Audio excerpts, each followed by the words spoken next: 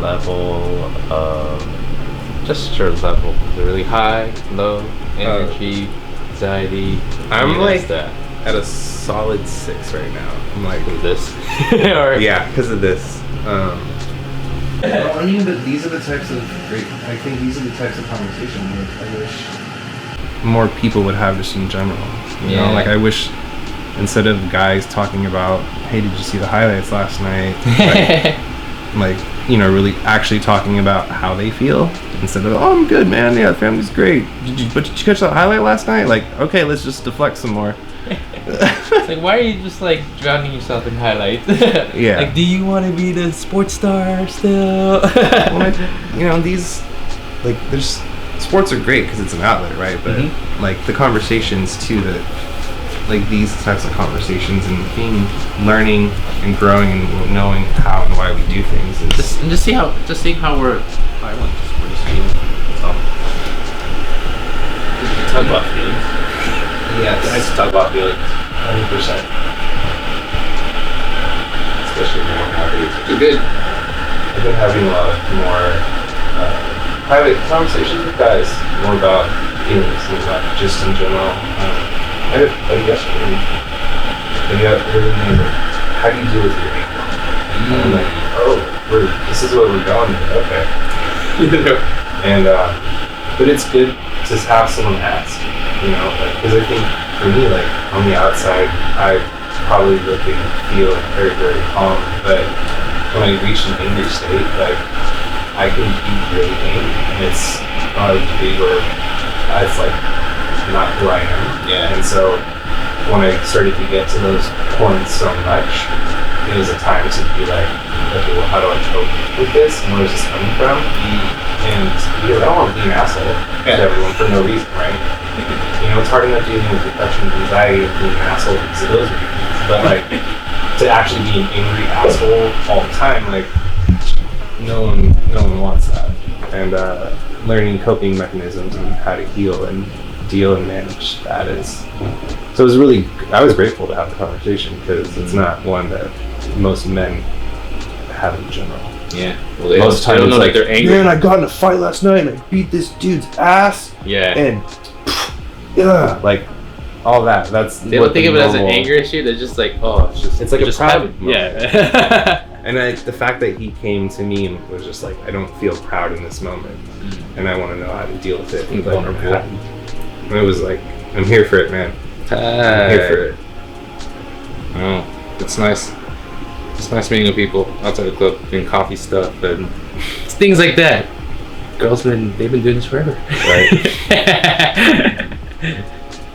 We're just barely getting the I know.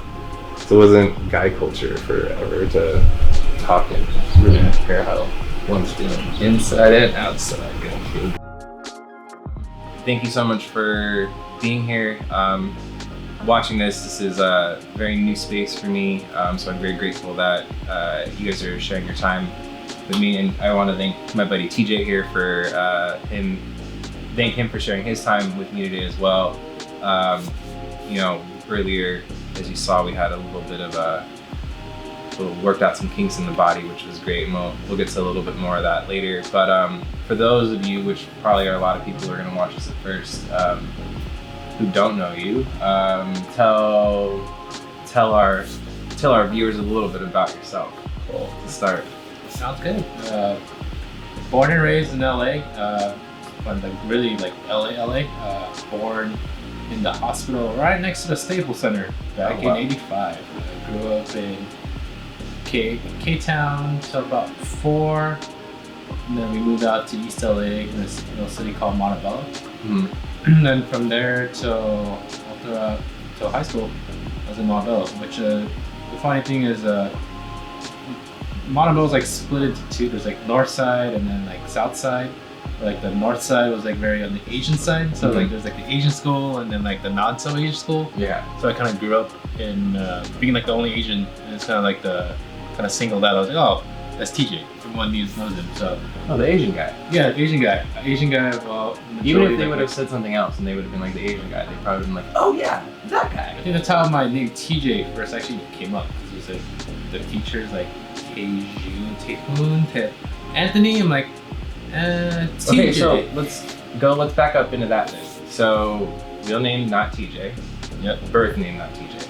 Birth name Taejun Anthony Lee. But I think my mom might have given me the nickname TeeJay because there's hella Anthony Lees. Okay.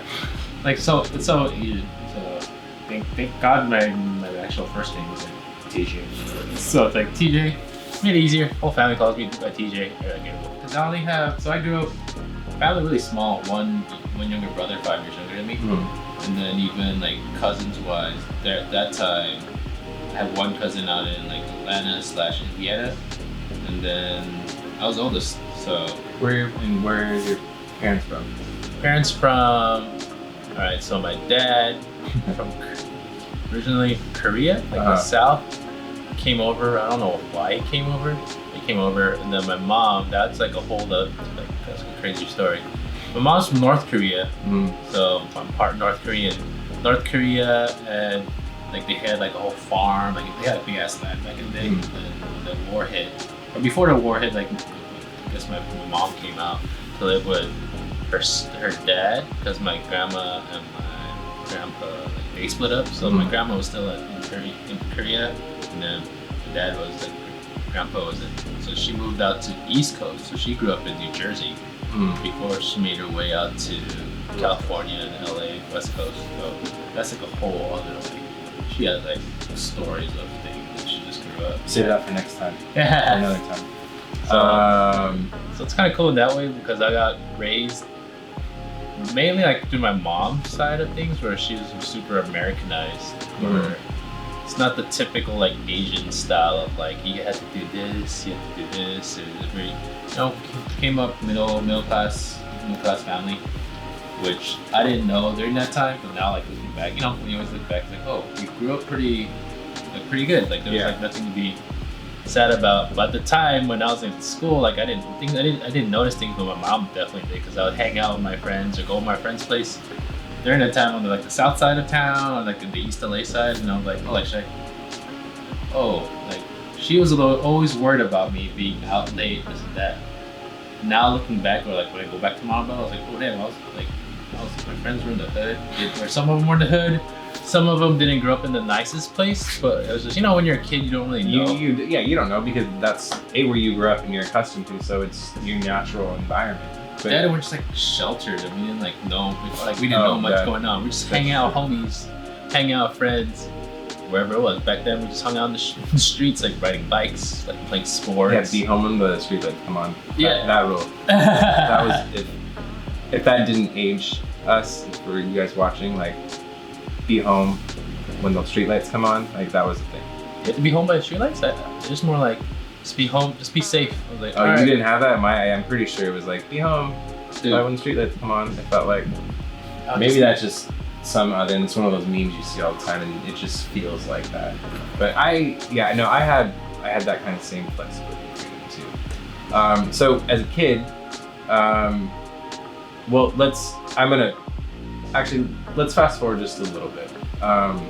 So I want to get into also one of the bigger reasons why we're here. September is Spinal Injury Awareness Month. Spinal-cord Injury Awareness Month. Okay, and you are a spinal cord injury survivor. Yes, so that's So I've heard this story a couple times, I'm pretty sure. And how did you hear it? But that's the thing, is like when, and I know it's been a while, and so I'd love to get caught up on this because you don't know this yet, but I have a story to share with you after yours that will kind of tie this, and another reason why this conversation was super important. But yeah, so kind of talk me through, like, it's because it happened from a car accident, correct? So take us back to like the weekend. All right. Before, set the stage, like what we're doing and what, So, 18, just graduated high school, not knowing what's gonna happen, kind of still b-boying. I applied early to a bunch of schools, Fullerton, Long Beach, Cal State LA, got into all of them early. So like seniors just chilling because like I knew halfway. Mm-hmm. So I was like, oh cool, I got into one of them. I didn't really say accepted, but that's the funny part. I didn't accept any of the schools, but I was like, oh cool. I know which I could pick from any of these schools once school starts. So a week before the school year started, or after the school year for college, just hanging out with my friends. They're like, yeah, let's do a trip before I start school. I'm just hanging out, like, yeah, we should do a trip. It was me, Ryan, he was in the car accident with me. JC, he was in the car accident with me too. We just hung out that night. I think my best longtime friend Eris was there too. It's like, yeah, like that sounds cool. We should do something before I gotta go back to school. That was Monday, I think. Tuesday, get brought up again. Like, yo, we're doing this, right? Like, oh shoot, I don't even know. Okay, cool. Like, we don't know the logistics yet. I have family up in the Bay, so like, cool. I think we just stay at their place. Yeah. There, Wednesday, Thursday, kind of long. Then we start planning like more intricately. Like, oh, can you drive? Ryan was like the older one. Like, can you like? Oh, I can't drive my car. I just had a speeding ticket. It's like, well, JC don't have a car. I guess I have to drive my car. Cool. So it's like, all right, cool. We'll just drive up. We'll do like a weekend thing. Stay at my family's and they'll come back down. So what, Friday night? I think it was Friday night. Yeah, like we met up. Eris was like, oh, we all met up. So it was like Eris, Ryan, JC. We're all hanging out. Eris was like, oh, cool. All right, have a safe trip. We'll see you there. So we drive Friday night from LA, get to SF by Saturday morning. Just nothing's open, so I can't even go to my family's place yet. Not even awake. You're not even awake, so like, all right, we'll just, just do things in the Bay, like, take pictures, just be dumb. Like back then, what? Be young tourists. Yeah, just being young tourists, that's all it was. And then, as the whole drive up, they're all talking about other stuff, because there was other motives. For me, it was just like a hang out with the boys, but both my friends had girls up in the Bay. It's hella funny, so like, oh, like you guys are talking to them the whole time inside of our conversation. Gotcha. I was like, oh, so you guys don't like as we're driving, I was like, okay, yeah, I could drop you guys off at your different girls' places. So we did that. So I'm driving the whole time. The stick shift. Hey, always down for homies. Real MVP, right? That's quarterback status. During that time, they didn't know how to drive stick shift either, so like it was just me the whole time. So I drove up. Dropped them off. I saw family. Dropped off my other friend, but the second friend was kind of sad because he never got to meet up with that girl because she was never home, and then like something like the time frame didn't fit. We were just waiting. Catfish? No, I didn't get catfish. She just the time frame. Real. Okay. The time frame wasn't like it wasn't. Timing wasn't right. Yeah, it wasn't right but back then, no social media. We barely had phones. We were like just texting. Yeah. Just old. Yeah. I mean, that you said this was 2003. Okay, yeah, this was right before iPhones. Yeah, this was before like iPhones. Nokia bricks, Nextel, clickers, Snake. Yeah. So we did that. We got back home. We're like, okay, that was like rest all of Saturday, just trying to do girl stuff, and then my aunt and uncle just hanging out with them. So they're the only ones that actually knew about the trip outside of us, the main 4 people. And like, okay, cool, like took a nap, rested. It's like, all right, we can drive. We had to drive back because no one knew we were up there. And this is Sunday. This is still Saturday. Oh, this is all Saturday. Still Saturday. Oh, this is just okay. So we come back Saturday night. On the way back, I was like, I'm getting tired. I've been driving for like. So wait, you guys, let me get this right. Just 24-hour turnaround trips a day? Yeah. Like we do for Vegas now? Just like, yeah. Or like what you would do for Vegas? But the Bay. That's just crazy because for me, I've been doing that drive consecutively now for 10 years, being from up there. So knowing that you're already spending 12 hours-ish in the car on a 24-hour, maybe 36-hour day to do that, I've done it before and I know it's not fun. So I just want to clarify this for everyone watching. So this is a 24-hour window we're talking about. Yeah. Okay.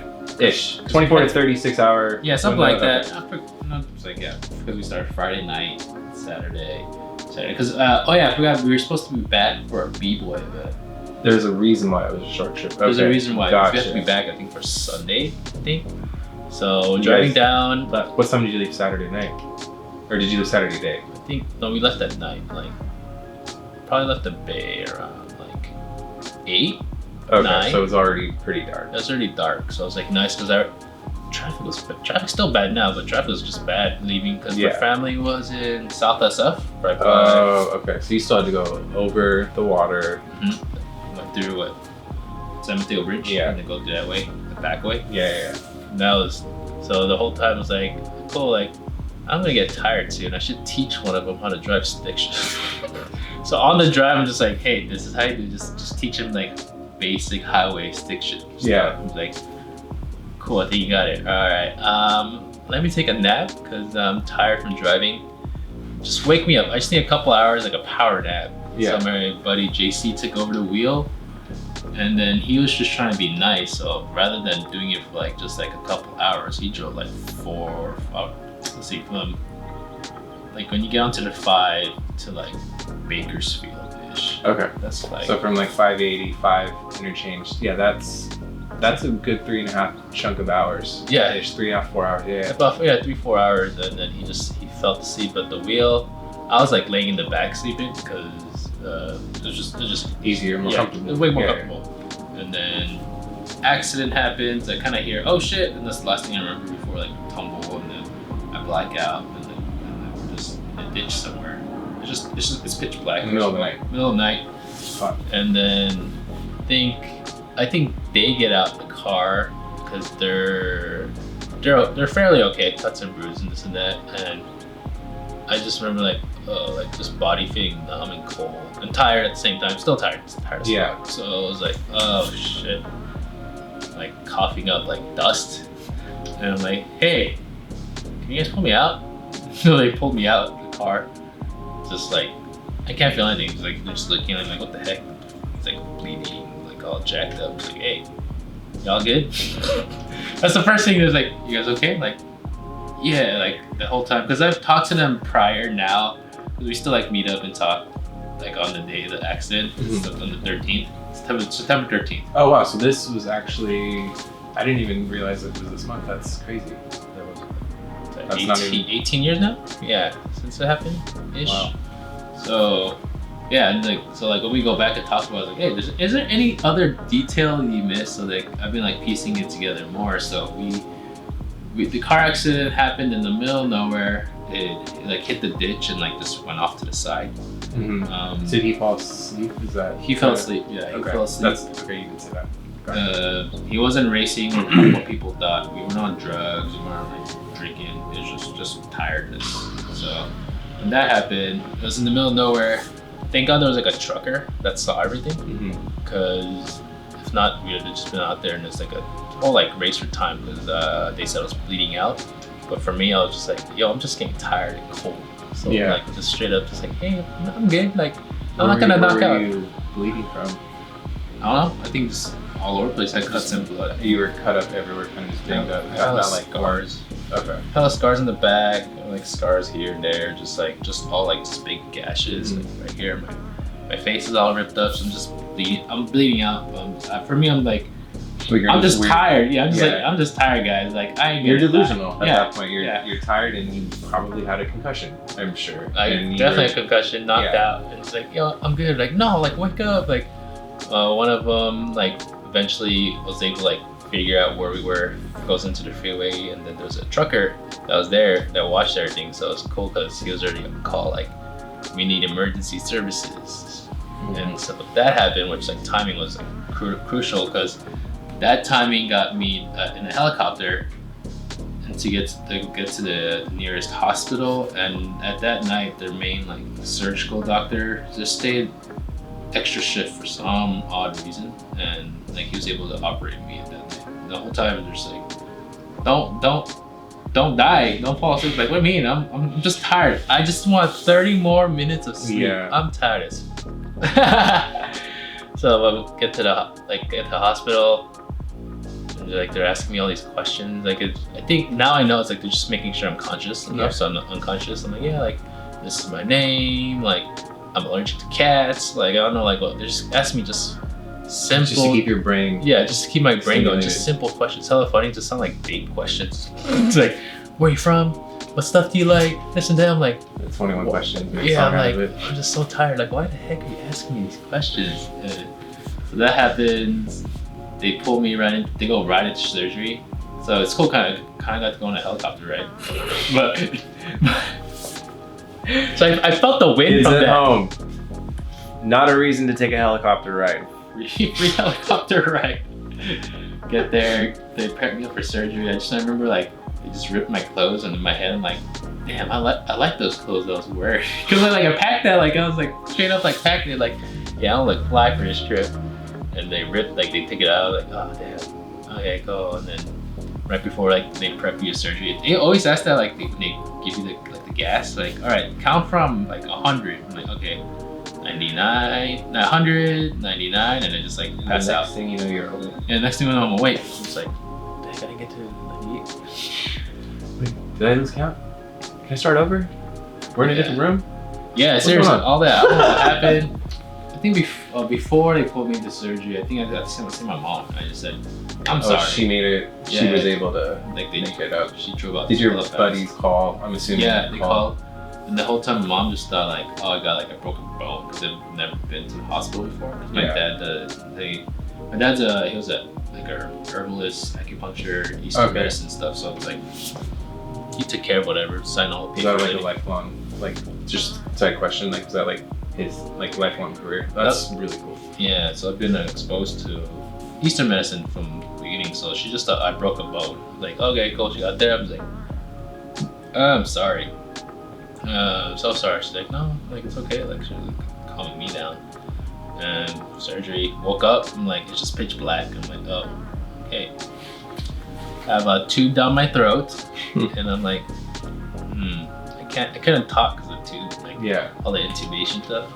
I'm just chilling there. I'm like, I can't move. So I was like, oh well, there's something that's new. And it's still at this point, like, you have no explanation. You haven't talked to anyone. You're in the room, I'm assuming, right now Yeah. by yourself, and it's in the middle of the night. Middle of the night. No I nurse woke up. in there? No nurse. Okay. Because I guess I just woke up early from the anesthesia. Yeah. Like, well, you're 15 minutes early. Yeah. So I'm just chilling there. I'm like, I want to know what's going on. Like, what's going on right now? So it's like, oh. So it's hella. So I was like, oh, cool. Okay, I have a tube in me. Hella uncomfortable. I don't want it in me anymore. But then it was feeding me oxygen. Mm-hmm. So I was like, it's helping me breathe right now. But in my head, I'm like, this shit's uncomfortable, bro. Like I gotta take this out. So I just said, and I'm up full of, like, I'm super up now. I was like, okay, cool. All right, well, Don't even tell me, I think, what you're going to tell me. I started chewing on the tube. Oh, okay. That's not what I was thinking, but What do you think I was I gonna do? thought you were going to pull the tube out of your throat, and I was literally about to... No, I still had nothing. But I get it now. We're not there yet, but sorry, just initial thought in my head was like, he's not gonna. But then you're right. We're not there yet. We're not there. So I don't know. I can't move. So I'm like, all right, I'm gonna just gnaw on this tube because in my head, I'm like, I see movies like if it beeps, there's someone's gonna come in. So I was like, all right. Okay. I don't even know how long that shit took. I barely had my like muscle like just feeling normal. So I was just like still like woozy and like just super like drugged up. Just like eventually I gnawed it, cut off the air. Beep. Nurse runs in there, like turns on the light. I'm like, oh hey. It's like, she look at me like I can breathe. And what's going on? So it's like it's uncomfortable. I can breathe. It's like, oh okay. From that point on, I just like took it out and like, oh cool, like lights are on. I could kind of see what's going on, but it was like really bright, so I kind of dimmed it down. Yeah. And that's where like my mom came in, and I saw a couple of my friends, and a couple of my friends. I was like, still like, what is going on? Yeah. And then eventually, I'm like, oh, I saw a couple friends. They just look like I can't really see the faces, but I'm just like in the snow. Like, oh, because I'm still like just drugged up. I'm like, oh cool. All right, cool. I'm gonna get some rest, and then they moved me from like, I guess ICU, intensive care, to a regular room because they saw I was like could breathe, and then from there, it's like that's where the journey begins. Of cool, all right, so I'm all awake. My mom's there. It's like she's like talking, and so it's like the next day of things. It's like, at this point, it's like all blurred. It's like mom's there. It's like I'm sorry, mom. I was like, what happened? Like, oh, we planned a trip. I should have told you. This and that, but and then she's like, it's okay, don't worry. Okay, cool. I'm like, still don't know how I look. I just know I can't move. Like I can't move, and so the doctor comes in, tells me like, oh, like you had a spinal cord injury, like you can't move, you have 2% of getting back. It's just all this like medical talk I wasn't used to before. And like, all right, cool.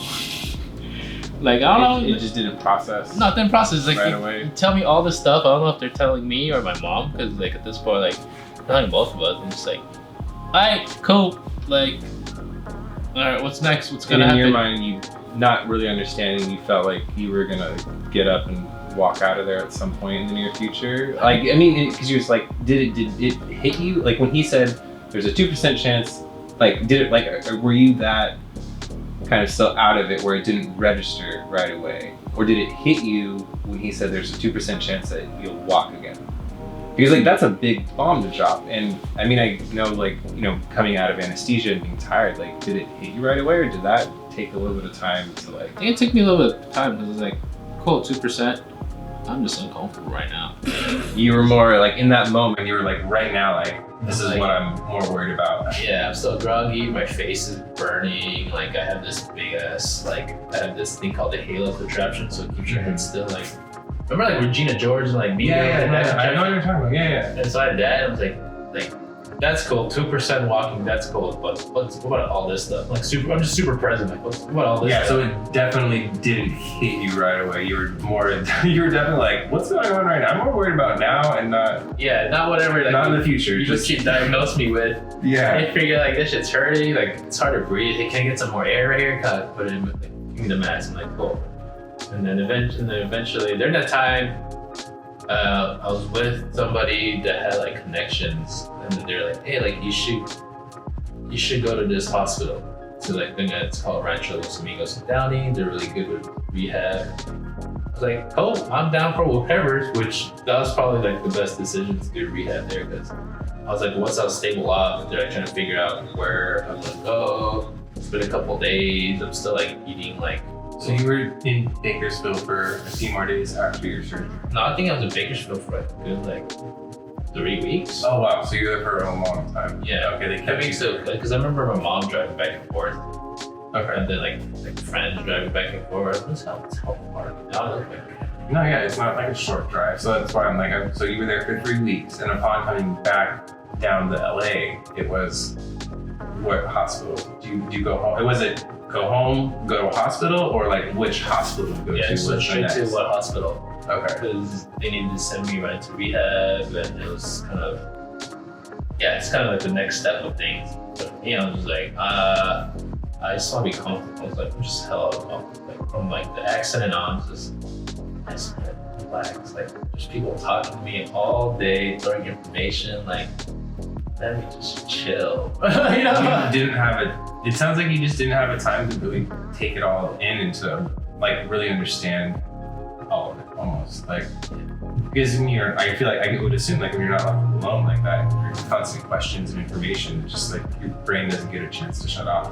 Yeah, that and like I'm not working on my schedule. I'm on their time. Yeah. Whatever they have scheduled for me. So I go through like breathing exercises or like see the thing like breathing exercises. They kind of tilt me up to them. Actually, because I've just been laying down for like weeks. So yeah. And like I go not unconscious, but I just see white dots everywhere. I'm like, cool, I'm about to knock out like this like daily, everyday stuff. Like not even think at that point, not even thinking like how am I thinking that like how am I using the restroom right now? I'm just uncomfortable. Like yeah, it's like crappy TV station, so I'm just watching the same old stuff. They had crappy food. They had me eating the stuff that the consistency of mashed potatoes, just everything. So I'm still kind of not a fan of mashed potatoes over it because it's like a month of just straight up like something like what the Ensure smoothies. No, I get it. I mean, I've spent time in ERs and in recovery rooms, so I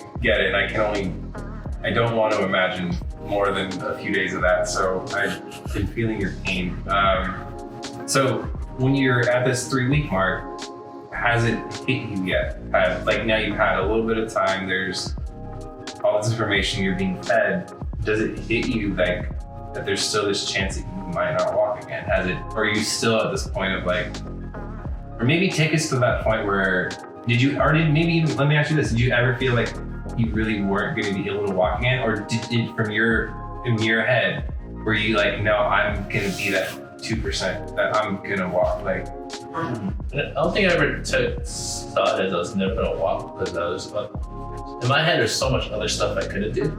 So like the rehab ending is like, oh, I still couldn't even move yet. So I'm like, oh, why I gotta worry about walking when I got like other things to worry about? Yeah. Like my lungs collapsed. So that was like another thing. So I can't breathe. so there's a lot more deeper. So not just your, so let me backtrack just a little bit then, just to kind of go back to your injury. Where did your spine, like technically, like break, or like, do they call it a break, or is it?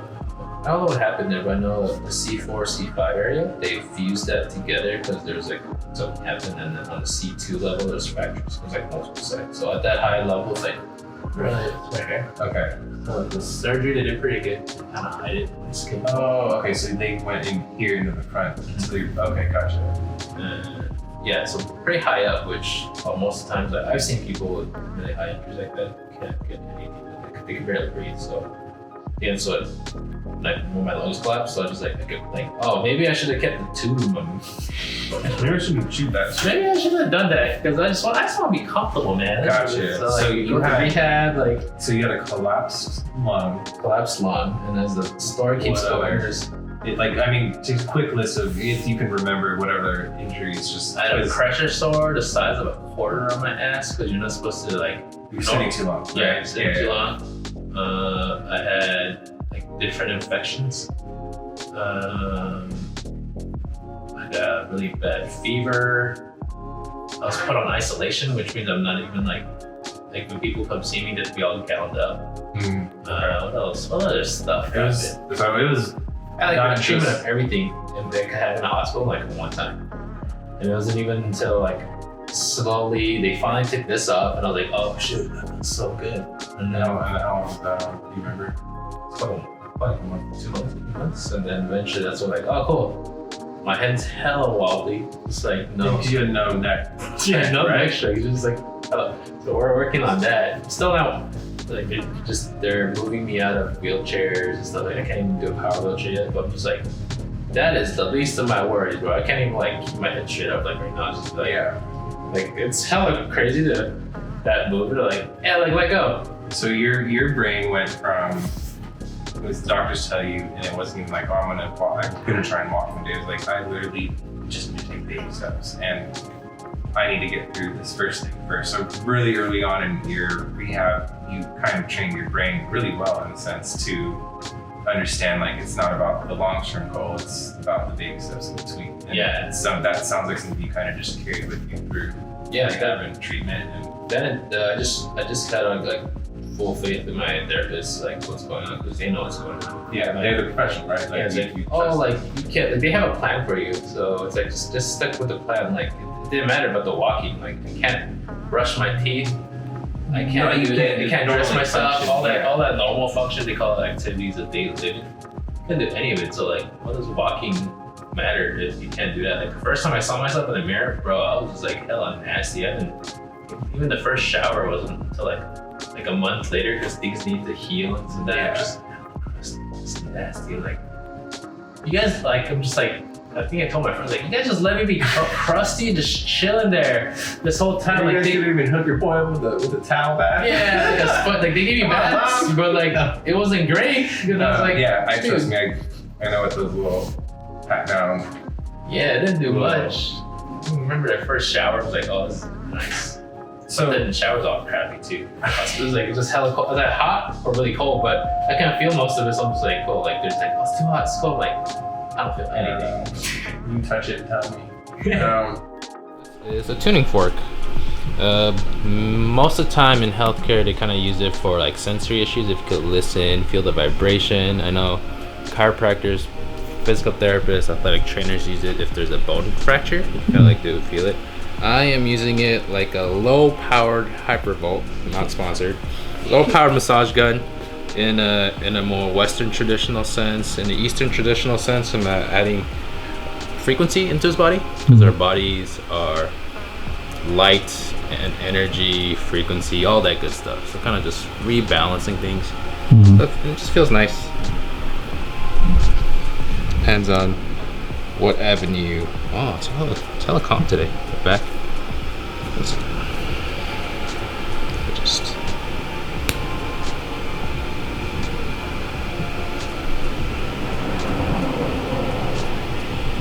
It is so weird because I like feel tingly up in my elbows. Yeah, it spreads all over. And you tapped it once before you placed it on his skin, and that's just the vibration off of that thing? And you feel it when it's on your body. It just vibration just slowly dissipates. Okay. It's a nice way to kind of bring you into the here and now as you feel it. Have you tried it after that? This frequency is specific. They call it the ohm frequency. It's 136 hertz, I think hertz. But yeah, it's 136. Kind of frequency of nature. And we did an very similar. So it's like a very bassy. Gotcha.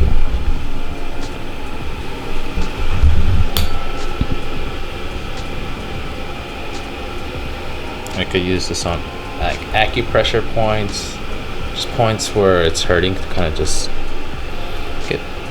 refill that area, get that connection to the brain and body going. Explain, because I'm like, I meditate before I do sessions. It's just like it could just be an energy transfer, and then I'll just be like, oh, baby, back. I'm not actually. No, you're good. Don't worry about it. Don't worry about it. Lately, I've been meditating and doing all my self-care stuff more, where it doesn't happen. Where I'll just take it, and then I could give it back to you, and then it's like, oh, I'm like a filter now. Because before I just be like, I told you about it. Like, yeah, you were explaining last time. You were just energy. You were just transferring just everyone's swapping it, negative yeah. energy and not necessarily filtering it. So when I'm doing this, I'm like helping you expand to your back as you're breathing, because you can't kind of restricting okay, it. that makes sense.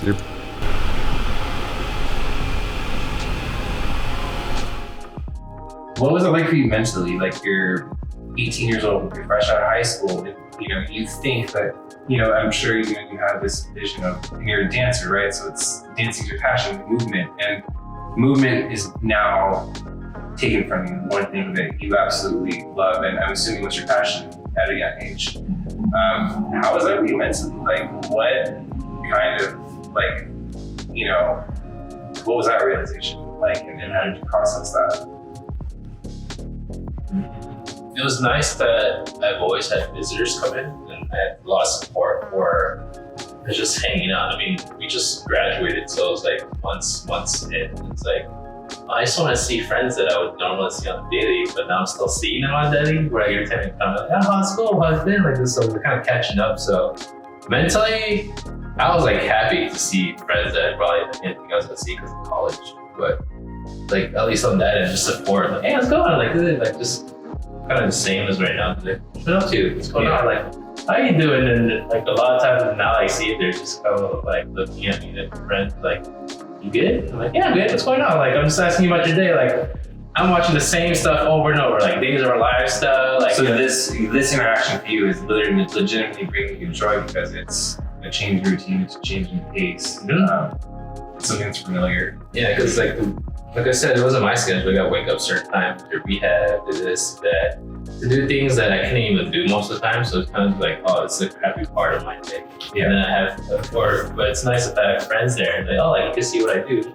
It ain't much, but like, I'm glad you're here with me. I tell them that all the time. Just like, like, like, they're just like sad inside. Like, yeah, I'm here for you. And then you hang out afterwards. And most times when they hang out, it's like, yo, bring me food. Like, give me real food. Like, I was like 200 plus when I was 18. So I was like a big boy. Oh wow. And so I lost like a good 50 pounds. That's why like this is I'm still a fat boy inside, but just because I just move around a lot. But it's always like, hey, bring me food. Like next time you come, bring me food. Like, I don't care, whatever it is. Food is another source of happiness. Yeah, just feed me.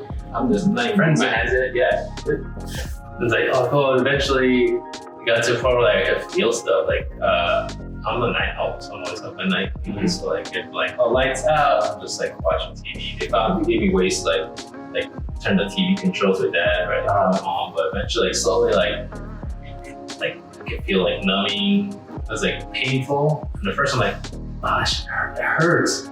Oh wait, That hurts. that hurts. That's a good thing. Was that like you almost celebrated the pain? 'Cause Yeah. it was like, I was like, oh damn, it's not numb anymore. I can feel it. And then like looking at it, it's like, it's painful, but it's moving.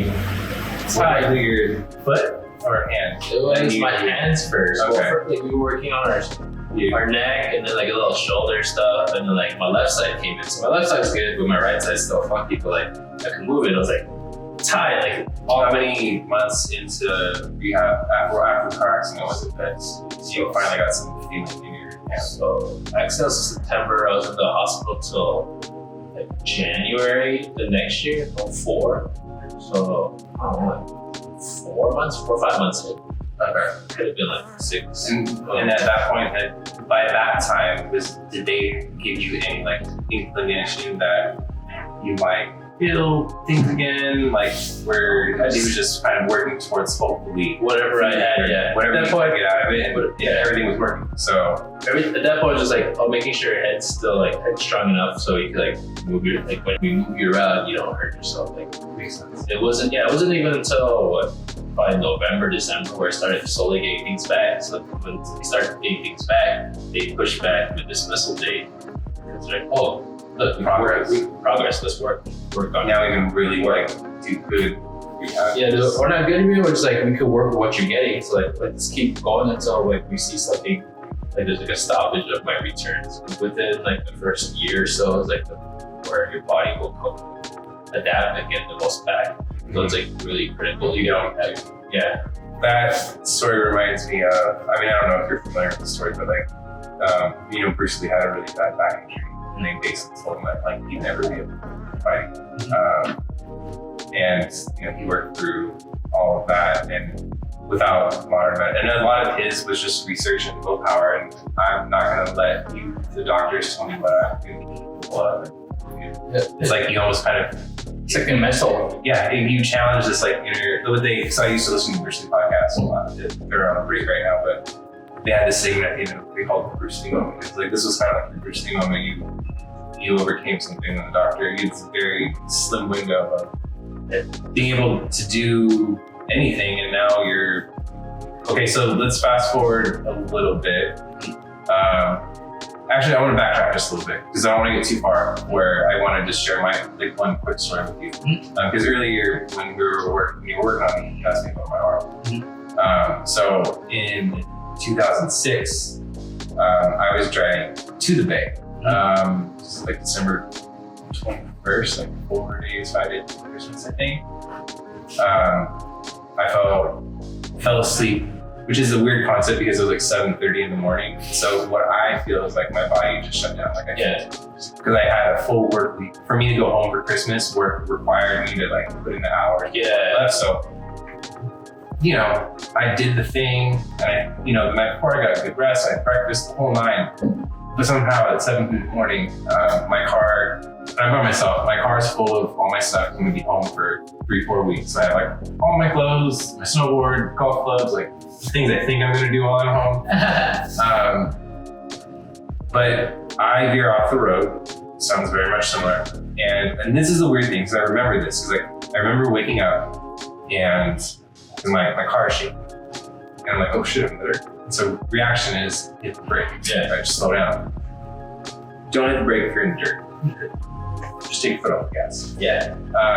Didn't know that. So hit the brake, and I remember this. It was just fishtail, and then it was drift into a ditch, and that ditch popped my car over, and I rolled. What I felt like was 2 or 3 times, and I think that's what people who pulled me out of my car said.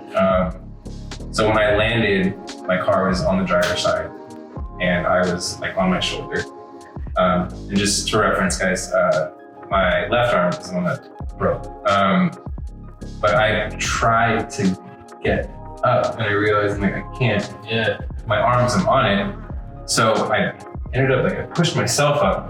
And as I came up, my arm just stayed. Oh. And it was just like oh shit, like my arm's broken. And I got pulled out. You know, it was one of those crazy things too, like, you know, you see on, you know, movies, like there's a flame in the car, right? Like there was a flame, like I got pulled out and I don't think my car was gonna blow up, but like there was that little fire and I got pulled out and I swear I don't even, to this day, like I don't even know who the Good Samaritans were that I actually called. And I wish I honestly knew because you know, that day would have been completely different. But within, I felt like 10 minutes, ambulance, CHP was there and I was off to Bakersfield in the ambulance. You know, the Bakersfield Hospital probably they're just probably advanced. I can't imagine. Emergency care. The fact that like, it was just a crazy accident to walk away from because I was by myself. Like I survived rolling my car and when I veered off the road, I was going like 75. Oh damn! Because I was on cruise control. So like when I'm driving, not a big deal, right? Like it saves me like speeding. And cruise control was my friend because I'm like, I don't ever want tickets. I've never gotten a speeding ticket on the 5. I pride myself on that. Yeah. You know, because most people, you know, will take I'm gonna go 95. Not my thing. So like, I'd always cruise at 75, and so I know when I veered off the freeway, I was going pretty fast. And so the 5 in that accident, like, you know, like I said, you know, thank you for sharing it again, but that's always been but just a coincidental thing that like I connected with you with without sharing that story. Mm-hmm. But that was like, for me, that was rough because I was, you know, you were 18, you were a little bit younger than me. I was only 20. It was right before my 21st birthday. So that was, you know, it was like, you know, for me, it was like you, I'm sure it's like you wake up and you're just like, wow, like that could, you know, could have been a lot worse. Like I could have not opened my eyes. And, you know, I'm grateful that, you know, you're here now and that you're able to move and function. And so since the accident, you have taken what was a challenge and a difficulty for you at a time and you turn it into like a passion now. Yeah, it's like super important to you. So what kind of things, you know, from, you know, since the accident, what kind of things have you been doing in these different communities that you're a part of? You know, talk us through the communities you are a part of and the things you are doing within those communities to kind of enrich those areas, I guess you can say. If you want to, yeah. So right now, for what we did with you, I think like private clients just doing, I think it's called therapy, call it body work, just either different types of stretching, cupping, a lot of Eastern stuff, and a lot of just helping you through your movement. So it's like things I've learned through classes and stuff through my current practicing license of occupational therapy. Mm-hmm. And so I just have private clients just referred by friends because they tried other stuff and it didn't work as good, I guess, or just like, oh, like, hey, TeeJay, making you feel better. And when I hit up, oh, like, I saw that you're hurting, need help. Yeah. It's kind of, it's very organically, like, when I'm soliciting business. Yeah, you're just generally trying to make your friends feel better. All just taking care of friends. So that's one of my things. I'm a co-founder of a group called Offset Med. Mm-hmm. So our big thing was taking care of our dance community, hip hop dance community, breaking, hip hop dance, choreography, freestyle, just underserved population, like coming from it, we just knew like it would be nice to know we could have prevented injuries, things like that, or just like giving them the resources to access healthcare people. But yeah, because most of the time that kind of healthcare is focused on big sports, big athletes, not, you know, these smaller communities where recovery is an important thing. And even back, you know, I feel like even not too far back then, but like recovery was never even a focus for even just a lot of sports. Yeah, it was never, not until recently. Now you're definitely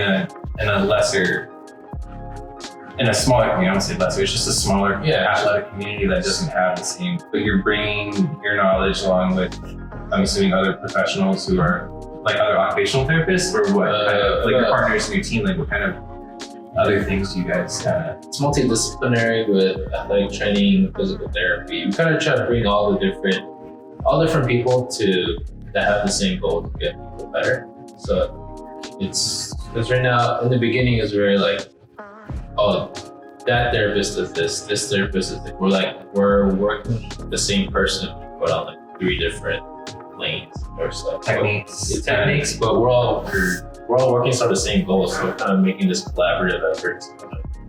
We could use all of us like interchangeably with all our different knowledges to make them better. So training, rehab, just feel like body work. So you kind of created like a one-stop shop for these dancers to come get body therapy essentially. Whereas before, like you have to go to your doctor, get a referral for a physical therapist, and then you would have to go see an athletic trainer if you wanted to get that kind. But you've now basically brought community together instead of working separately.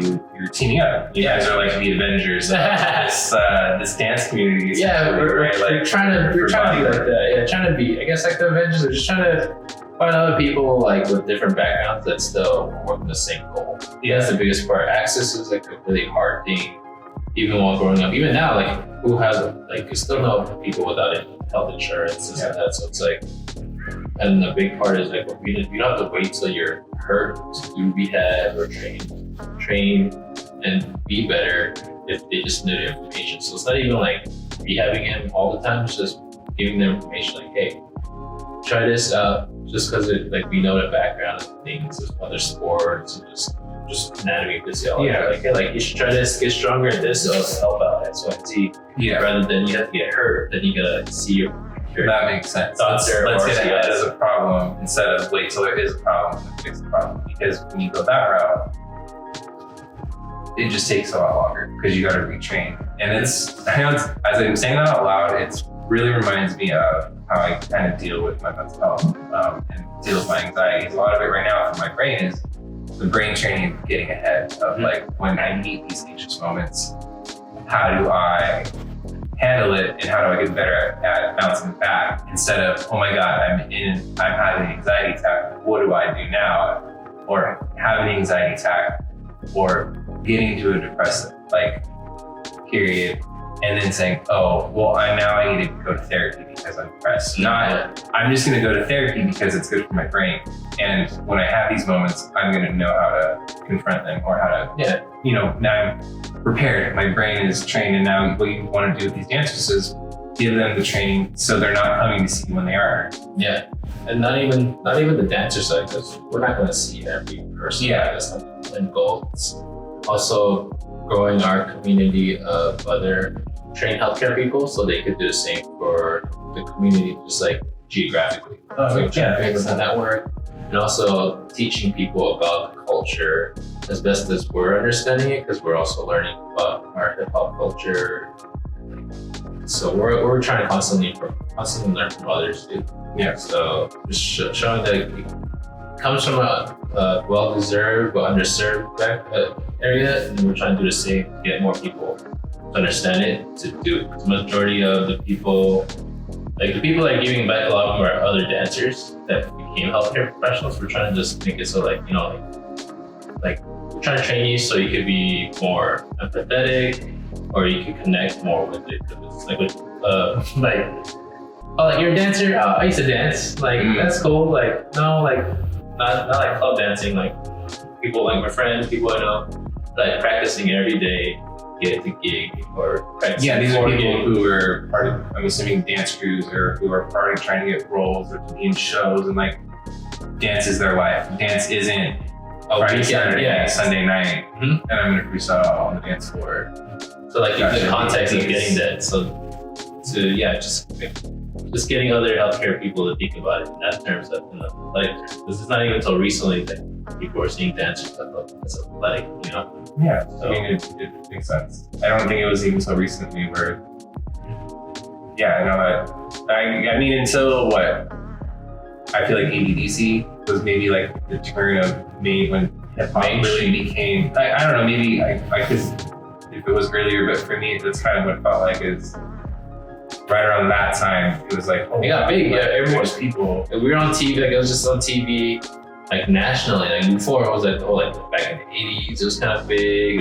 There's always one or two so dancers. Let's back up just a little bit. Back in your childhood, when did you start breakdancing? And what got you into it? And because we didn't talk about that too much earlier, but now that we're understanding that dance is a big part of your life currently, but it's still a big part of your life. As a kid, what got you into breakdancing, and like what was breakdance culture life like for you as a teenager? think I was- Asian family too. Yeah. Let's talk about that. I think, well, first, not even breakdance, just dancing in general. To see that, like, middle school, like, they host, like, dance things in the quad. Mhm. I was like, oh, that's tight. Just, you know, it's just sidestepping moves. Like, my family just, I didn't see them dance. So it's like a foreign thing. So I see, like, music videos, like, oh, that's tight. I don't do that. Like, that's kind of cool. Like, well, how do you do it? And then or just have friends and I just kind of just join them like that. I see them freestyle and do stuff like that's dope. How do they do it? And then one trip, my friend went to Chicago. He came back. He's like, check this thing out. It's called the Wake Up Show. And then there's a person doing head spins and then they're practicing. What is this? This is cool for that time. It's hella dope. It's called breakdancing. Like, okay, cool. So all we did was try to mimic what was available at that VHS that they recorded for our friend. And that's how it started. And then the internet was slowly coming out. So we started looking up stuff. It was kind of cool that we had personal access to breakdancers back in the day. There's a big crew called Style Elements in California. Two of their members, like, we went to high school with them. So like we're just like, I kind of learned breaking, and I knew some people that did some moves in middle school, but now in high school, like there's this guy doing just like moves that look like gymnastics, and it's like he's like a big name in power back in the day. Still like one of the OGs of it. So that was kind of cool. And then just going to Melrose, getting hip hop shops. Like, oh, it's like kind of spreading. It's like a culture now. It's a culture. Yeah. And in Montebello, there's actually a store called Workman's. And there was like, It sounds like a tool shop. yeah, it does. I'm assuming it's not based on where he's going with this, but it sounds like a tool shop. They would have videos, and then also like Eris, his older cousin was into it too, and he showed us like videos. And we're like, yo, that's tied up with events, and that's how we kind of learned B-boy in a sense. Wait, so was it a tool shop? No, it's not tool shop. It's a hip hop store. Okay, let me make sure you're clarifying. A hip hop store, but this is Workman's. where basically your church, in a sense. Yeah, Your go in there, we just B-boy, hang out at this the is your mall. haven. Yeah. So we get video, we just watch it, we just try to emulate the videos, and then we got CDs of just old break beats, like Planet Rock, and we just play it all day, trying to like do stuff that kind of looks cool and think of moves and look online for like dance. What was your favorite move? Yeah, it was just like windmills back in the day. There wasn't that much that was going on. Yeah, it was very much basic. Yeah, very basic. Did you get the windmill down? I got Superman's down, but not windmills.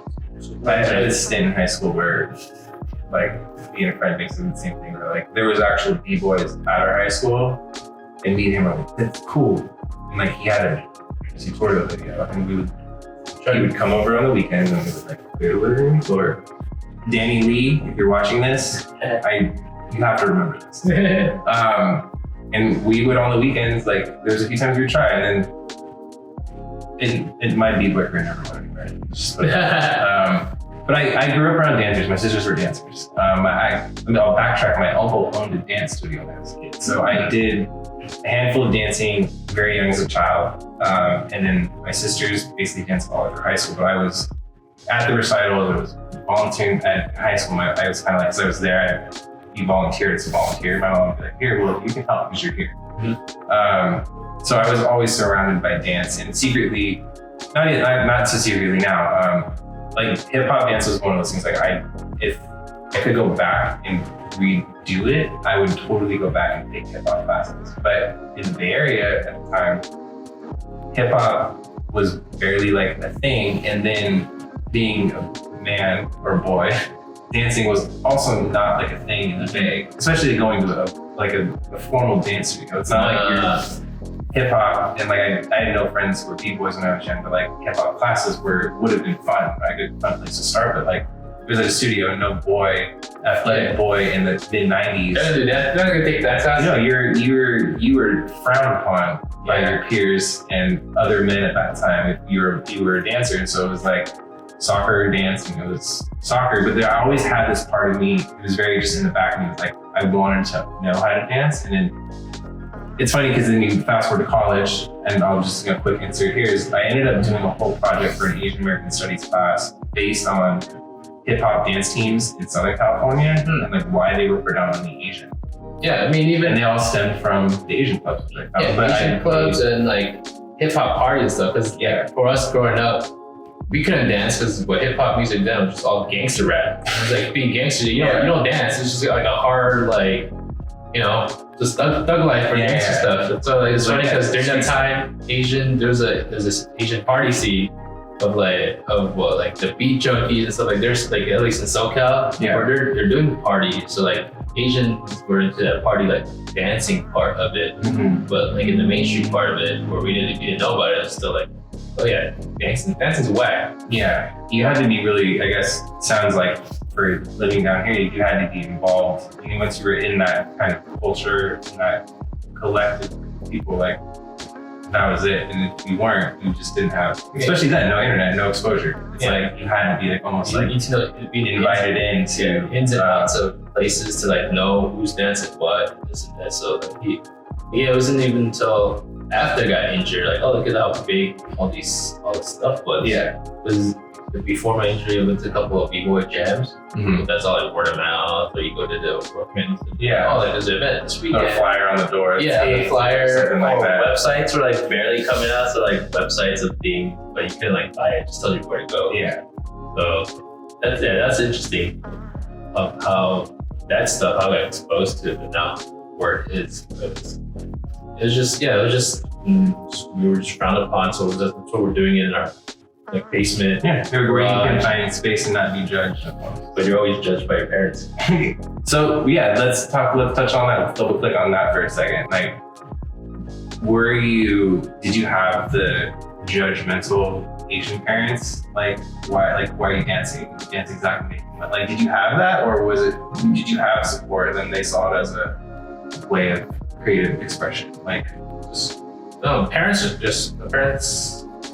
Well, my dad didn't see much because it's always after school, session after school. And like my dad kept saying, Mom would always see it. Her big thing was like, don't get hurt, don't make too much noise. Outside of that, it's like you can dance if you want. That's awesome. Just do it. Just don't get hurt. Like she sees, I guess, like what things could happen, or just worried for parents. But that was the biggest one. Never like, you should never dance, you shouldn't do that. I didn't have a She's supportive in that creates. It's there's that stereotype where especially immigrant parents, they're very much like take the route of what's going to be successful, and so I'm sure like you and I both have friends. I'm sure we have mutual friends who have been put in that rabbit hole, and they probably wish they were doing something else and not doing what they wish their parents wanted them to do.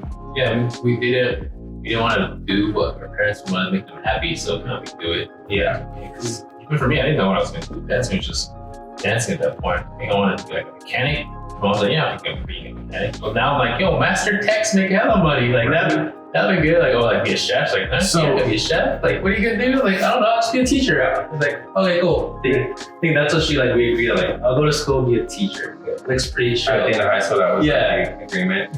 I've been in and out of it. Okay.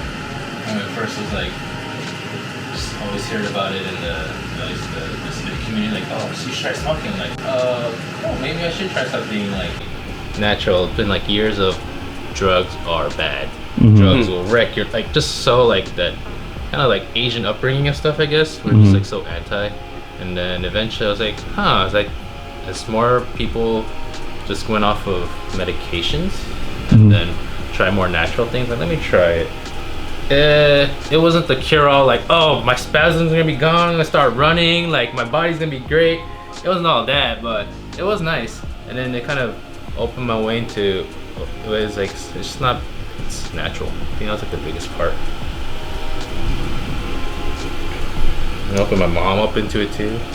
That was the crazy part. At one point when I was like really into it, smoking this heavily, she just be like, oh, you're spasming more.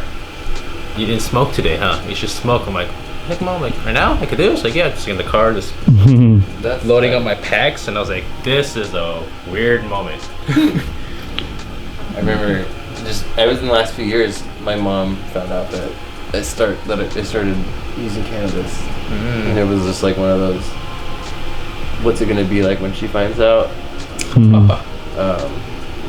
Just because my dad was a really big drug addict before I was born, so it was so anti-alcohol and drugs that even like being in my 30s, like I had this anxiety of Like, come out to what's it gonna be like when my mom finds out. And it wasn't even that bad because I'm like, realistically, I'm like, I have a kid, I'm successful, I have a business, like cannabis is not a hindrance. It's actually it's enhanced and helped me get through a lot, like a lot. Yeah. So then if you thought going to teaching, I don't know, it's not teaching school, but going to get credential to teach, that's what I was looking for, was the option then. And so for you, how did occupational therapy like really come into play for you? Because that is far from a teaching credential, at 18, and here, now that's basically halfway through your life, right? Now at that point. And so for the last 18 years, at 18 you battled through, all the body stuff, and trying to, figure out that and getting movement and all these, you're battling all these things. At what point did you decide like occupational therapy is what I want to do now, and what motivated you to like, or inspire you to, kind of become an occupational therapist? So think of us taking like classes for it, and I didn't like, well, not the politics, I was just like, do I really want to teach this? I'm like, I'm not good at English, I can't teach English. Like, I'll teach math. I'm like, oh, that's hell, I think I gotta do really high level math to teach it. I was like, oh, I'll do basic math. All right, that sounds cool. I think I took one of gen ed classes and saw, oh, this is kind of interesting. I could learn more about my body. So like kinesiology, health science. It's like, oh, maybe let me just take this major and I could learn about my body as I'm navigating like the health. And so this is right before Fullerton in 2000? Oh, before Fullerton, I'm just trying to get G's. So this is G's. Okay, so you were at a community college. Yeah. Before Fullerton. Okay, and so at this point you're trying to figure out. You're still like, I'm just trying to follow this right. So it was teaching, then into teaching what, and then somehow you trickled into kinesiology. Yeah, or health science. Because health science, kinesiology. At first, I just wanted to get my G's done to go back to one of the Cal States. Okay. Because I just felt like I was lagging behind because everyone's like on their life with school. So I was like, what's the fastest way for me to get back? Oh, I just gotta get my general education unit, just the lower credits done. So it's because I'm taking classes. I'm like, oh cool, like health, this seems kind of cool. I had some backing from it's called the Department of Rehab. They give you kind of a track of I'm in the system, and they're just trying to give me a track of how to get me to like school. Like, what's your goal? At that, I still want to be a teacher. Like, these are classes you need to take to get to this school, to go to this program. So I was doing it. And at that point, I was just taking G's, and I'm taking G's. I'm kind of figuring stuff out. I'm like, oh, I still want to teach. It's still like, what's at that point? I was like, what's the easiest route for me? Because my body is just I'm still trying to get used to everything. Yeah. I'm getting fatigued. Like, what's an easy route for me to just get on with my life and just live a quiet life? Yeah. And then as I'm going to school, I meet other friends, and my old friends still there. Like, they're just encouraging me to do stuff, just go out. Like, they just never see me as my disability, Mm-hmm. So as I'm doing that, I finally got to Cal Fullerton. As I'm there, transfer from education to health science, so I'm taking these classes. I'm like, oh, this is kind of cool. I guess all this stuff about me that it just makes me better. So it was just tied into therapy in a way where at the end I was like, oh, cool, maybe I'll pursue therapy because I was still a cool therapist at my old rehab. Mm-hmm. And like, oh yeah, I think we can see you doing that. Like, you're mobile enough, you're strong enough. You have the knowledge, first-hand knowledge. So because you spent at that point years of already going through rehab stuff, right? You basically had the experience before the knowledge. Almost. Yeah, so I had the first-hand knowledge without the technical terms, without remembering why. Yeah, or how to do the things, but like you kind of understood a little bit. So that kind of pushed me more into it, but I didn't want to go and get a master's. So I was like, well, that's gonna take too long. I'm already taking so much time out of life. What's the fastest thing to get me in? And it was an occupational therapy assistant tool. So I did that at Santa Ana, and I was doing that. That part was easy. That part of school was easy because it was like, oh, it's just, I live that every day. Yeah. The therapy life. You were just on the other end of it. Yeah. So on school-wise, and I was like, oh, I think this is what I'm gonna be. And as I'm doing it, like my other job is with kids at school. It's the schools teaching them to just be better kids in therapy. So. And you're doing that now still? Still doing that now. Currently, I like that. That's my. I mean, the kids you're teaching them like more occupational physical kind of therapy, or do you work on like brain training and like mental kind of like tools, like where? Because that's really interesting to me because I think, to me, introducing these types of things into kids' lives early is super important because we didn't have that knowledge or luxury. It's all in one. Just for our main goal, at least in the school settings, is just help them be a better student. If it's academics, fine motor, like socializing, it's all kind of built into the profession. A lot of times it's like very like, well, I want them to just being able to handwrite better, or just being able to manipulate stuff, get her onto the restroom, stuff like that. So school-wise, it's pretty chill because it's just helping them be the best student outside of handwriting, typing, the best versions of themselves. That's all it is. That's so great. I don't know. That just warms my heart so much because even now at 35, for me, like I'm still trying to be the best version of myself now, and those weren't skill sets that we were taught when we were young. And I think having my son Xander's going to be 10 soon, and I'm working on those things with him now because I see how important it is for me just as a person, as a human being, and to have those things introduced at a young age. I think it's great because, like I said, if we can get ahead of our problems, and understand how to face problems or deal with them when hardships happen, like the easier it is for us. Struggle, dude, they have to feel right. And it's the same for adults too. That's why all the stuff I do with kids, it helps out with adults. And right now, with all the adult stuff, is very like, calming, a lot of sensory need things. I mean, that's like mental health, I think, and physical. It's like all connected together. Like if they're like highly stressed, people are learning that. I'm sorry, like if I sound like I'm just trying to run, but people are learning that like you have to train and work out your brain and your mental status the same way your body, and no one's ever. That hasn't really been a thing, until the last few years. I feel like, and so like therapy, meditation, like all those things that when we were kids were so like hippie, like frou-frou, like you do yoga and meditate, like hippie. Yeah. I mean, now I'm like proud modern hippie dad. Like I'll say it. If I not full hippie, but you know what I'm saying. Like it is important. And so I want to go into something maybe just a little bit deeper. September is also Suicide Awareness or Suicide Prevention Month. Suicide Awareness. I will figure that out. Sorry if I screwed this up. But for you, I can only imagine through this, last 18-year journey, mentally what the hardships. It sounds like for the most part you were in a pretty good headspace for a majority of this. At any point in time, like, and you don't have to divulge, go as far as you feel comfortable, but.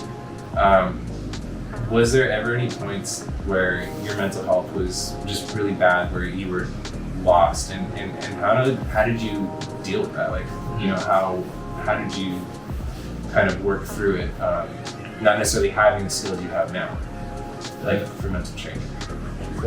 Even without the mental training that I had, or I didn't know I had throughout the rehab stuff, life is freaking hard. Like, even like I did the schooling that I was supposed to, but it just never felt enough for me to go on. It's like, well, if it's hard for normal people, what the heck? Like, how's it gonna be for me when I have a disability? Like there's times where like, this will be much easier if, and then I was like, just went down that rabbit hole, like suicidal thoughts, or just like taking this going I just called it like I was in my little rut stage, but I was like mildly depressed. Like I thought I was supposed to this was it. Like I was supposed to finish school, and this is like the good stuff. But like it just keeps going and going, and it just kind of put me in that headspace or like just mentally like, well, okay, I did everything I was supposed to, and it's still kind of not. It's like whatever.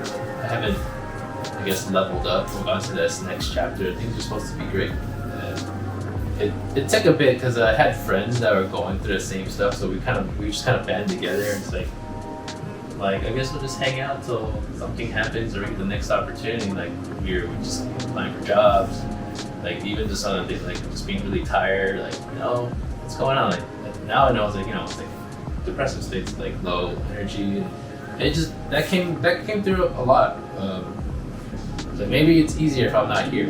Like, why put myself through this? But I have to always pull back. I'm like, whoa, like, I made it this far, so let's see where it goes. Like, I tried to make it so I just take the majority of opportunities that come and just figure it out because my life hasn't been like the way it's planned to be. So you saw it. Yes, you saw it.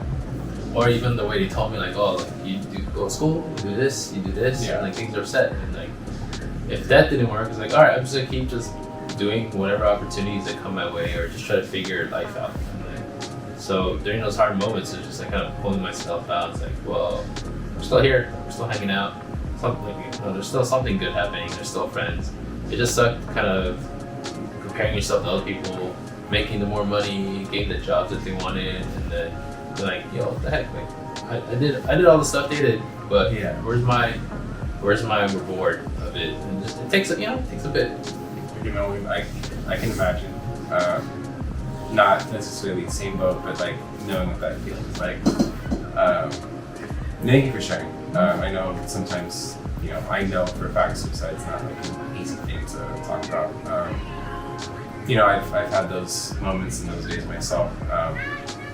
And I know what that feeling's like, where it's just like, is all this worth it?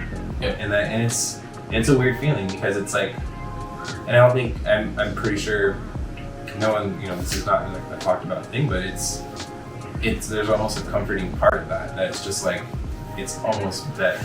Mm-hmm. Yeah. It's like, but it's also like the easy way out of things. Yeah, and then you realize that for you. That's the easy, like you say, that's the easy route. And you're a person who's like, no, I'm not gonna. Not the easy way out, and also, like, what's it gonna do for all the people like that left? Like I left, and it's like, oh, that kind of sucks in my end. Like, if they're supporting me, I'm like letting their support down for all. Like, if I die or kill myself, like, what about all that? That's not fair to them if they've seen me through this whole growth, and they're like. They've always seen me. They've always they've been happy. Like, oh, like they're happy to see me. Like, that's something that it would be fair for me to take that away. Yeah. So saying, well, it's good to having a good support system helps out. Whatever, it's friends, family, or like therapists, whatever you got. Yeah. It just helps you get through it. That time was, even during that time of like being depressed, like thinking back at it now, the freaking whole world was depressed. It was like the recession, right? During that time, like 08, 09, like just like things are recovering. So now looking back, even right now with COVID, it's like we all went through this depressional state, and it was okay because the world was like recovering from stuff. And I was like, oh, it wasn't that bad. But during that time, it was kind of nice being around my friends to support.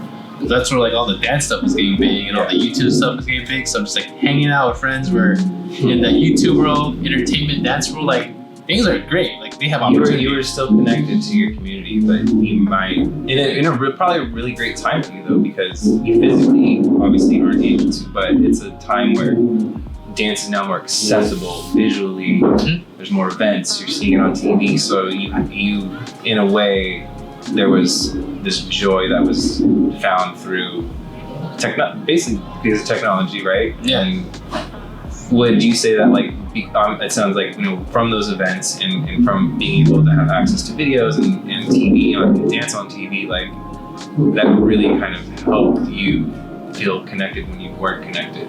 Yeah, because at that point I was I was recording my friends and then putting it on YouTube. So there's a YouTube channel of me just like putting stuff up. So even though I was depressed, I was still going to events because there's still stuff to do and stuff to go to, and go there like hanging out with friends and just be happy like, oh cool, things are not that bad. So it kind of brings me out of that state. It was like, oh, social medicine is sometimes the best medicine. Yeah, as much as like I didn't want to, it was like, oh well, I still want to see my friends, still support. So they're supporting me and I was supporting them at the same time. It's like nice and reciprocal. But at the same time, it's like just sad or like, dance we can't. Yeah. So just like, let's go. But like later on now, I was like, oh, I'm supporting people that can dance really good, so that's even better for me. It's like, oh, I don't have to dance because I can't do those moves, but I'm helping this person do that move. So it's kind of like a nice like your feeder system into my like confidence wise, and just like, oh, like I'm part of it, I'm doing it, like I've been doing it. So it's like not to beat yourself so much about like, I know I'm not the best there, I'm not the best like, you know, I don't have the crazy skills, I'm not gonna treat everybody the best, like they're not gonna be healed in one time. But during that process, like stuff I gained myself of, it takes time. Just taking a day, like if you feel better than the last time, so we're building up. So even me now walking, it's not that I was gonna walk all of a sudden. It's like I had to get all the stuff, like step by step to see the bigger picture. Like I had to go down that rabbit hole a little bit to come out, because if I just looked at the big picture, it's like, oh, I'm not gonna walk. Like that couldn't jump out of the rabbit hole. You literally had to climb. Yeah. So even like going down the rabbit hole, you gotta climb out the rabbit hole. Like, oh, so what's going on? Then, what advice would you give to someone who, let's say, you know, if you want to talk to the camera on this one, you know, young 18-year-old person just comes out of a car accident and they realize they're in your situation, like, what do you tell them? Be grateful for what you have and just to take it a day at a time, because the next day is a whole nother set of opportunities. It's like, just keep it simple. Just a day, one day at a time. That's my motto. Just taking one day at a time. Life motto. Yeah, one day at a time.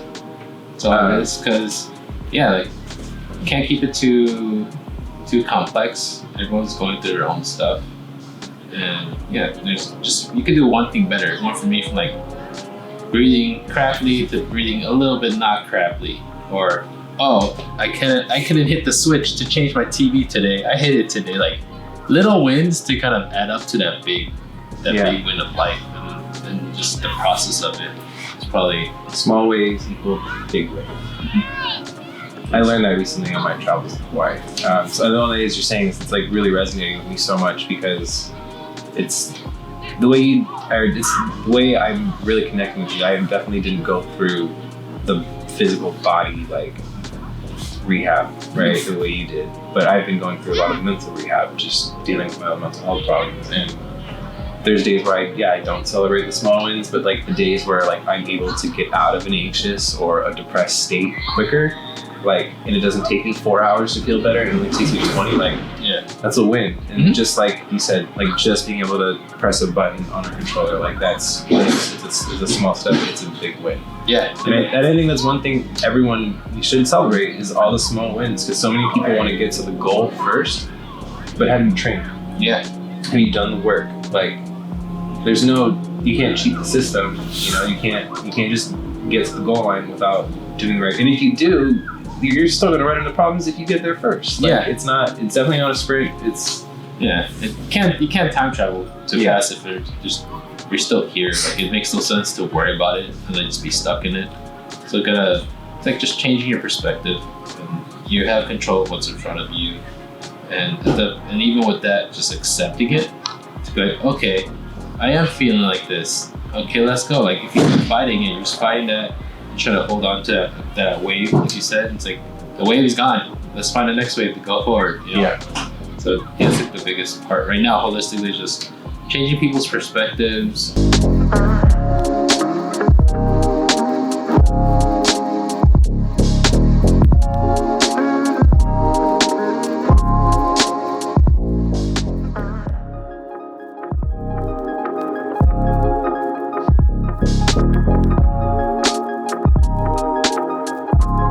What? How's that feeling? Good. Didn't even touch your back at all. No, but like the rib stuff, I know that's jiggling stuff into place, and that like my back doesn't feel as tight now. Yeah. Feel your heartbeat. I'm trying to breathe. Sometimes I forget. That's why I like meditation so much, is it reminds me to breathe. Yeah. Stomach breathe. Stomach breathe. Oh, that, yeah. That I'm still trying to train my brain to get used to stomach breathing. It's fucking... It's hard.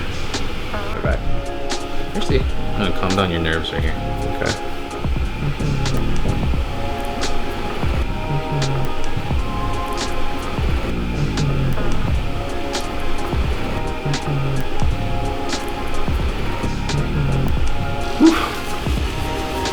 How's that? It feels so good.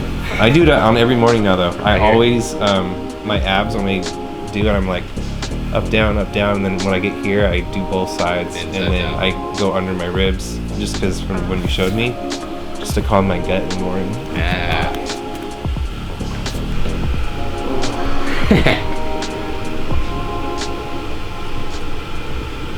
And also, I don't think I want to go like see like 10 people per day kind of thing. That'll just kind of drain me as well too.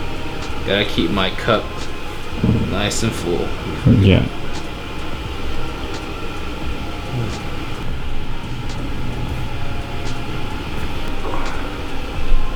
Getting real deep in there.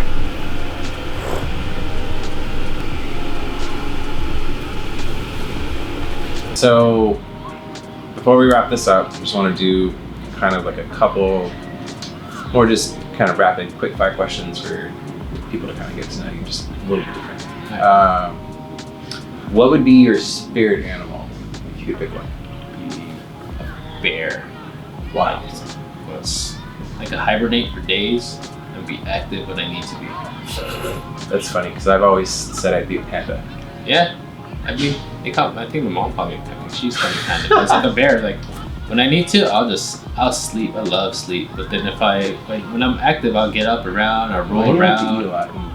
Pandas eat a lot. Yeah. So Dude, I'm still a big kid.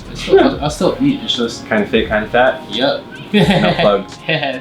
No plug there. Friends. but just now it's got just bodies can't process as much, and that's all. What? Okay. How about go-to In-N-Out order? The number 2 animal style well done fries, and just a Coke. Favorite donut? I really like the Krispy Kreme plain, like nothing, no glaze or anything. Just have a really good dough. Interesting. Donut with no sugar on it. There's nothing on it, but the dough is so That sweet is not already. kind of fit, kind of fat. That's just kind of fit. No, dude, just try it. Just kidding. I mean, the sugar one's nice, but No, just I'm kidding. having it plain, like having a good dough makes a difference in like pastries and things. That, it does. Definitely you can tell good bread from bad bread and things like that. Top 3 favorite dance crews. That's not fair. I'll give you 5. You can give me 5 of your favorites. You don't gotta go in order either.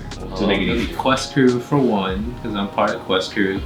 Been doing their road managing, social media stuff, and just make sure to fall apart with their stuff. Be like my boy Step Boys from Sacramento, because they homies. It's all just homie crews. That's all it is. Like, Damn, shout them out. let's see, B-Boy wise, there's like Rock Horse Crew. There's City Drifters. That's 4, right? Dang. Yeah. City Drifters. Other crews. B-Boy or dance crew. Shout out to Kinjas because they're the homies too. Who would be one person who's dead that if you had the opportunity to talk to them, who would it be? And what would be one question you would ask them? Oh, Anthony Bourdain. Oh, fucking hate you. I hate when I say that I love you. Like, that's like a love-hate thing right there. Dude, I love it. I watched his movie and I was just like, all the signs are there from the beginning. Like, just keep him, like, just need some love. It's yeah. I mean, the depression and suicide. It's a hard thing. It's funny that you would probably, him or Robin Williams would be one of mine. I mean, I have Anthony Bourdain's the newest book, the World Travel one. All this they've taken. I don't know if you are familiar with that one, but they basically took stuff from his series and some of the best stuff. No reservations, right? And just put it in that book and Just all of it. I love it. I love that stuff. My favorite series. I can watch old ones and still like. it's now that I have Discovery Plus and like have access to all the channels, I went back and I've started, and it's a small connection here just because you brought up Anthony.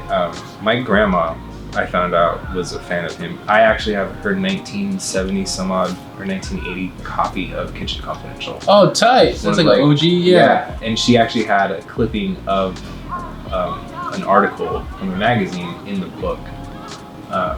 So we're on that with Danny. I think that's cool. And it probably fits in because you and I both love food as well. So, I mean, it's essentially my movement and my workouts are just to eat. Yeah, and sort of. That's life, right? Right. Working out for life. Just to enjoy good food. It's the question I was asking. Well, TeeJay, I'm eternally grateful for your time today and for you sharing your story with everyone, and especially during spinal cord injury. I'm bringing in the cord part. Spinal Cord Injury Awareness Month, and also because it's Suicide Awareness Month as well. So thank you, man. And it's crazy to think like we've known each other for all these years, and it's just even better that we're able to connect and share these stories now. It's funny to connect over you being in pain. Like, oh, I could help you out. Yeah, right. I mean, being 35 and learning you have scoliosis is never fun. But we'll save that for another episode too on how to work around those with TeeJay maybe. Who knows? But dude, thank you so much. Where can people find you and some of the the organizations that you're with and stuff like that? Like, let them know. Just Instagram, TeeJayle, TeeJay Lee. And then from there you can find all the people I'm connected with. I think that's just the easiest. Okay. LinkedIn, Facebook. What about Offset Med? Can you link that one? I know that's your just other offsetmed.com. Hopefully website's not down right now. But yeah, there coming we go. soon.